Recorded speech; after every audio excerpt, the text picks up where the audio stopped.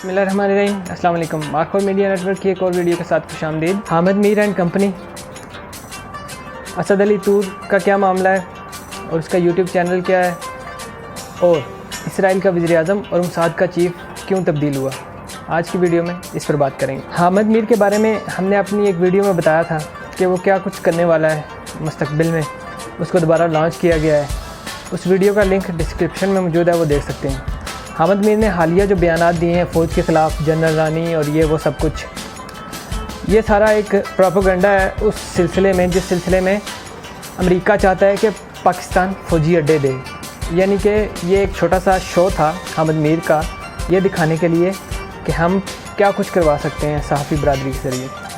इससे पहले आपको पता है कि इंटरनेशनल मीडिया पे क्या चल रहा था। इंटरनेशनल मीडिया पे चल रहा था इसराइल ने फ़लस्तीन पे हमला क्यों किया, इसराइल की शिकस्त, और पाकिस्तान ने इसमें क्या कलीदी किरदार अदा किया। पाकिस्तान की बदौलत यूएन में करारदाद मंजूर हुई इसराइल के ख़िलाफ़, जो एक बहुत बड़ा इक़दाम है। हालांकि यूएन जो है वो इसराइल के एजेंडे पे चलता है, लेकिन फिर भी यूएन की जनरल असम्बली में इसराइल के ख़िलाफ़ करारदाद मंजूर हुई पाकिस्तान की वजह से।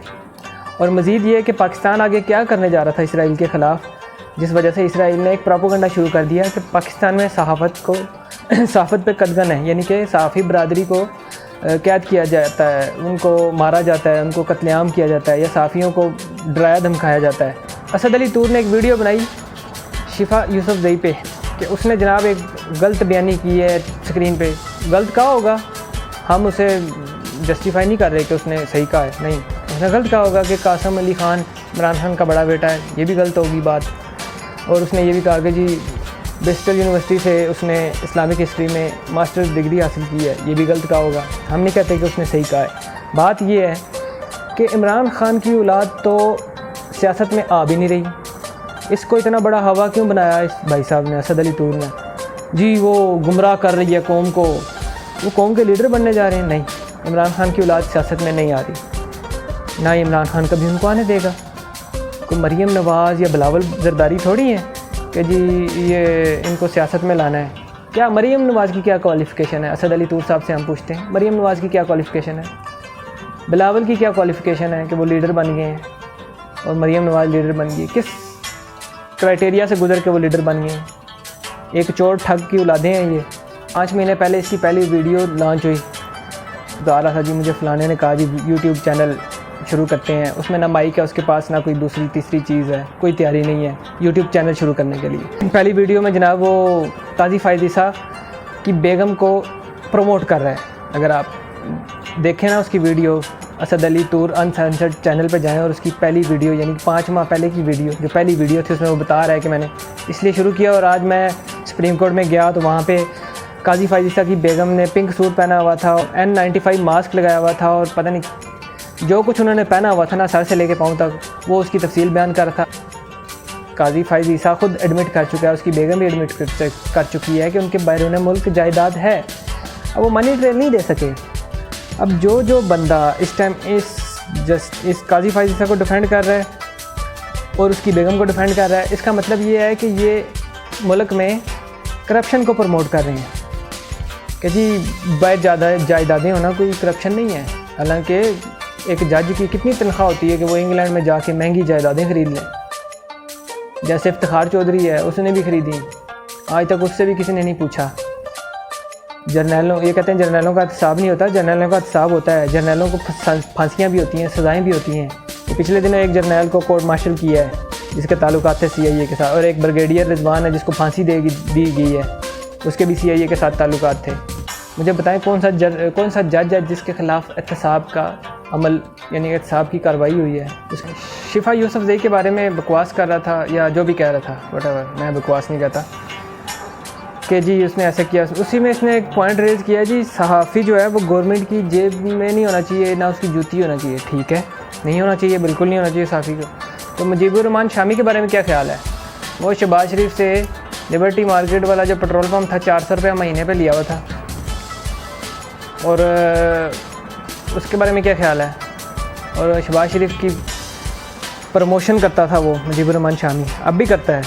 PTI के ख़िलाफ़ भी बोलेगा ना, क्योंकि PTI ने वो पेट्रोल पम्प वापस ले लिया, गवर्नमेंट के अंडर कर दिया, ज़रा बोलेगा। अब आपका उसके बारे में क्या ख्याल है? वो किसकी जूती थी और वो किसकी जेब में था? हामिद मीर के बारे में क्या ख्याल है? उसको कहाँ से फंडिंग आती थी? उसको कहाँ से पैसा आता था? वो किसकी जेब में और किसकी जूती था?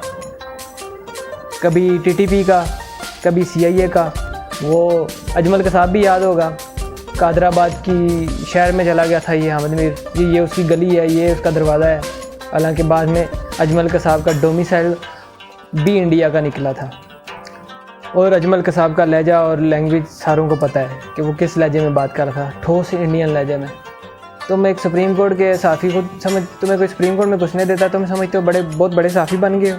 सुप्रीम कोर्ट में तो जमादार भी घुसते हैं बाथरूमों की सफाई के लिए।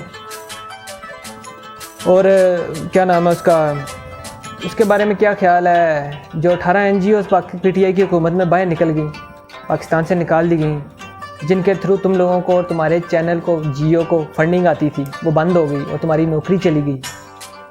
वो फंडिंग बंद हुई है तुम्हारी। PTI गवर्नमेंट ने 18 NGOs बाहर निकाल दी हैं, जो मुशर्रफ के दौर में ज़लज़ले के बहाने यहाँ पे आई थी, और वो तुम लोगों को, तुम जैसे बकाऊ माल को फंडिंग करते थे कि पाकिस्तान के ख़िलाफ़ नैरेटिव बिल्ड करें, फ़ौज के ख़िलाफ़ नैरेटिव बिल्ड करें। अब वो फंडिंग बंद हो गई है। अब तुम लोगों की चीखें इसलिए निकल रही हैं फ़ौज के ख़िलाफ़ और PTI के ख़िलाफ़। मैं ये नहीं कहता कि फ़ौज दूध की दुली है और बहुत पारसा है, नहीं, मैं ये नहीं कहता, क्योंकि परफेक्ट और गुनाहों से पाक ज़ात सिर्फ मोहम्मद सल्लल्लाहु अलैहि वसल्लम की और अम्बिया की है। बाकी हर इंसान से गलती और गुनाह होते हैं। कोई ये कह दे जी मैं गुनाहगार नहीं हूँ, ये कोई कह ही नहीं सकता 100% गारंटी दे के। हर बंदा गुनाहगार है। इस तरह फ़ौज में भी गुनाहगार हैं। जनरल रहील के दौर में बहुत से अफसर फारिग हुए थे, 35 के करीब मेजर जनरल फारिग हुए थे, 30-35 के करीब, और ब्रिगेडियर्स की भी इसी तरह इतनी तादाद थी, और इसी तरह उसके नीचे लेवल के अफसर।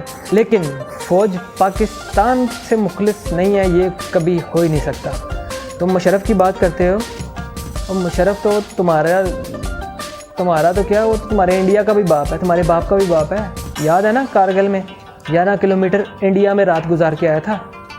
अमेरिका के आर्मी चीफ की भी इतनी ज़रूरत नहीं है कि वो अफ़गानिस्तान रात गुजार जाए।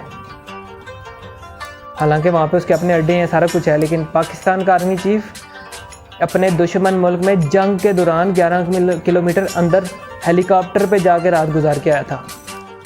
वो तुम्हारे बाप का बाप जो है ना, मुशर्रफ, यानी इंडिया का बाप, वो इंडिया के चैनल में बैठ के उनकी ठुकाई करता है, और तुम इंडिया से अपने फेसबुक अकाउंट चलवाते हो, और बांग्लादेश में जाके एंटी पाकिस्तान और एंटी इस्लाम गवर्नमेंट हसीना वाजिद से जाके आज़ाद लेते हो, और इंडिया के जो हमले हुए हैं मुंबई, उनके हक़ में उनके तरफ से होके बोलते हो कि अजमल कसाब पाकिस्तान का था।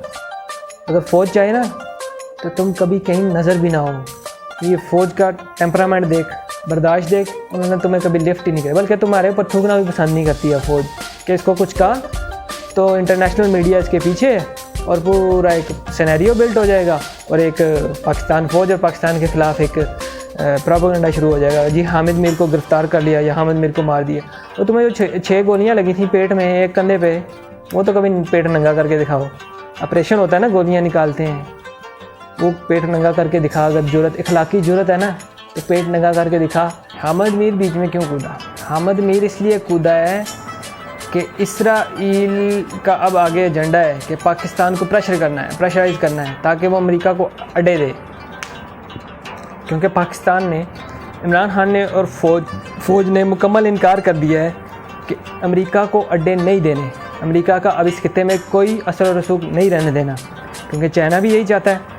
CPEC की वजह से पाकिस्तान चाइना के साथ है, अमेरिका के साथ नहीं है। अमेरिका का यहाँ पे अब कोई स्टेक नहीं है, कोई मुफाद नहीं है। अमेरिका को अब यहाँ से जाना है, वो जा रहा है, और वो अड्डे मांग रहा है, कभी किसी से मांगता है।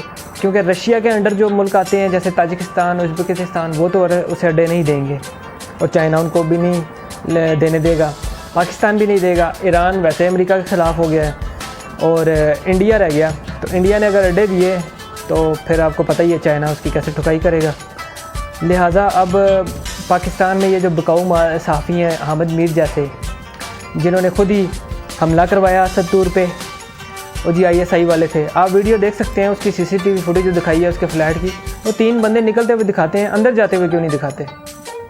वो ऊपर से गिरे हैं, किधर से गिरे हैं? नीचे से निकले हैं, गटर में से निकल गए हैं, क्या हुआ, किस तरह अंदर गए? अंदर जाने की वीडियो क्यों नहीं दिखाते? अंदर जाने की वीडियो इसलिए नहीं दिखाते कि वो ड्रामा है और वो एक्टर हैं। जैसा कि वहाँ के रिसेप्शनिस्ट ने बयान दिया है कि मैंने इन लोगों को इसलिए नहीं था रोका कि ये अक्सर आते जाते हैं यहाँ पे। तो उसके बाद हामिद मीर साहब, मारोगे, घर में घुस के मारोगे। ओ भाई, ये बातें तो इंडिया करता है पाकिस्तान के ख़िलाफ़। ये इंडिया की ज़ुबान क्यों चलती है तुम्हारे मुंह में? कैसी क्या चीज़ है तुम्हारे अंदर कि तुम्हारे मुंह से इंडिया की ज़ुबान निकलती है? घर में घुस के मारोगे। वो फैंटम मूवी थी एक इंडिया की जिसमें उन्होंने कहा थी घर में घुस के मारेंगे।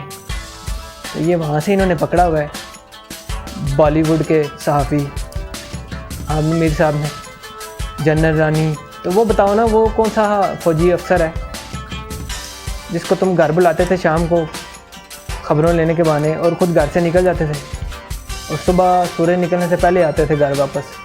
अब बात करते हैं इसराइल की, यानी कि हामिद मीर और सतूर के ग्रैंडफादर की। जैसा कि आपको पता है, शाह महमूद कुरैशी ने अपने एक इंटरव्यू में CNN को एंकर को कहा था कि आपकी मीडिया में डीप पॉकेट्स हैं, यानी कि यहूदियों की, जिस पे इसराइल यहूदी काफ़ी गुस्से में है और हामिद मीर को भी गुस्सा आया, इसीलिए वो इतना बकवास कर रहा था। इसराइल का वज़ीर-ए-आज़म तब्दील कर दिया गया है और उसका मुसाद का यानी इंटेलिजेंस का चीफ भी तब्दील कर दिया गया है। वो इसलिए कि वो थर्ड टेंपल बनाने में नाकाम रहे और मस्जिद अक्सा को शहीद करने में नाकाम रहे। जैसे कि आपको पता है, 27 रमज़ान को उन्होंने मस्जिद अक्सा पर हमला किया और उसको शहीद करने की कोशिश की, लेकिन अल्लाह की मदद से ऐसा नहीं हो सका। बहरहाल, अब वो जो नया वज़ीर-ए-आज़म है वो शख्स है जो उनकी एक तंजीम का सरबराह भी है, जो कहती है कि इसराइल बल्कि फ़लस्तीन से फ़लस्तीनियों को मुकम्मल तौर पर ख़त्म कर दिया जाए, मलिया मेट कर दिया जाए या निकाल दिया जाए। पूरा फ़लस्तीन इसराइल बना दिया जाए और उसके बाद ग्रेटर इसराइल की तरफ कदम रखा जाए। और उनके एक राबी ने भी कहा है कि जब नेतन्याहू की इक़्तिदार ख़त्म होगा तो फिर जो है मसीहा के आने का एरा शुरू होगा, यानी कि दज्जाल, उनका जो मसीहा है दज्जाल, उसके आने का एरा शुरू होगा। यानी कि जो अब वज़ीर-ए-आज़म आएगा वो दज्जाल के आने की राह हमवार करेगा। वीडियो को लाइक करें, शेयर करें, इतना शेयर करें कि असद और हामिद मीर तक पहुँचे और अपनी राय से हमें आगाह करें, कमेंट करें, हमारे चैनल को सब्सक्राइब करें। शुक्रिया।